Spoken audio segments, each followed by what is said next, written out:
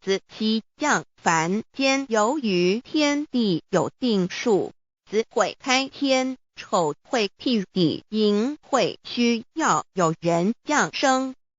时机已至，老母娘亦有无奈之处，才舍下皇母之96元胎佛子，以其降临凡间，接受种种历练，屡次的差元佛东土而下来一次反一次不肯至凡，于是老母娘每次差遣元佛子下凡降临东土，每来一次又回去一次，就是不肯留下来治理凡间东土。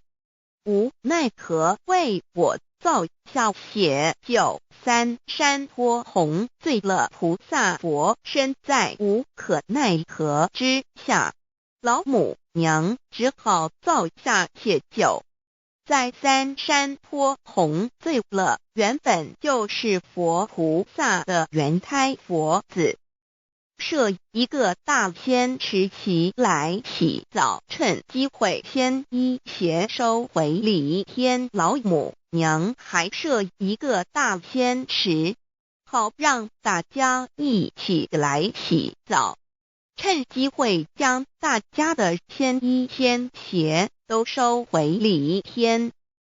众佛子就醒来，不见母面，又不见仙衣鞋，可在哪边？众佛子就醒之后，却见不到老母娘，又不见仙衣仙鞋。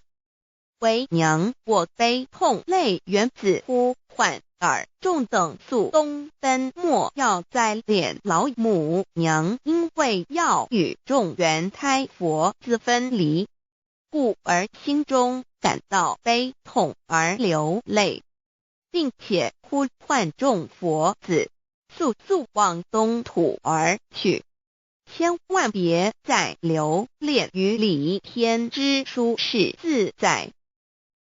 若是仙衣鞋交与尔等尔，哪个亦不肯再是临凡老母娘？若把仙衣仙鞋交给原胎佛子，则又没有一个肯降临凡间留下来治理世界。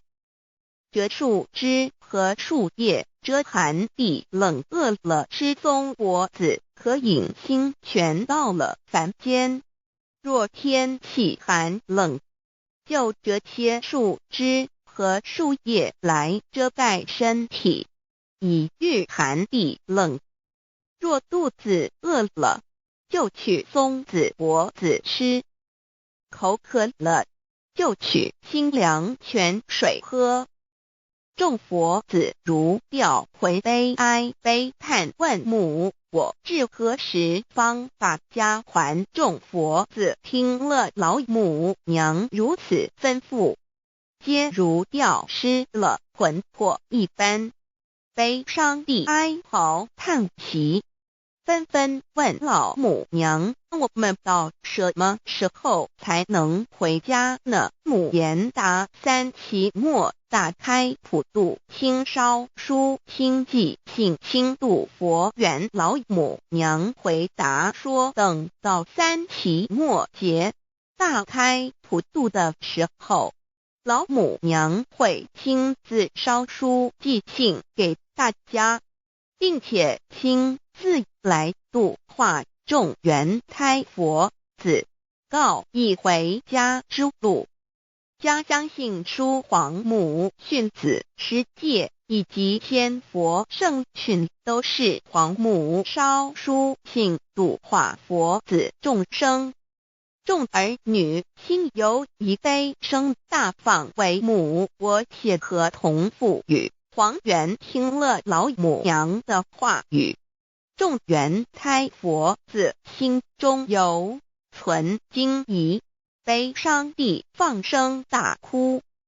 老母娘见众佛子如此惊疑悲痛，于是写下了合同给众原佛子，以作为将来回天之凭证。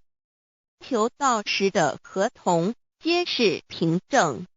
自此，我原佛子东土，而奔至世界为男女哉利人焉。从此，皇母之元开佛自便向东土奔驰而去，点治理世界，或为男，或为女，并传递人间烟火。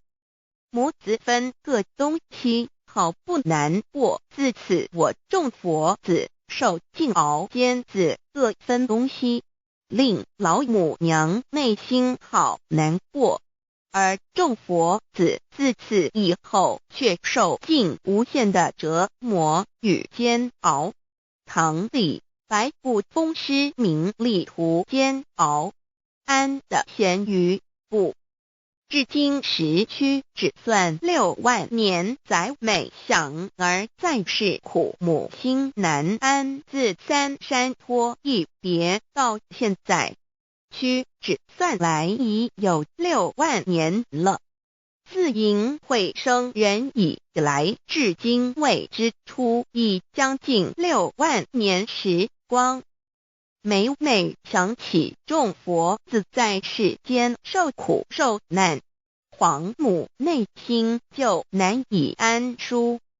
一别千古，一别6万多年。今时夏运也至为母降道差3佛半末后普度收圆，现在时运已经到了，为唤回在世间受苦的原佛子。老母娘降下了大道，指引众生回天之路，并差遣3佛半里末后一着的普度收圆。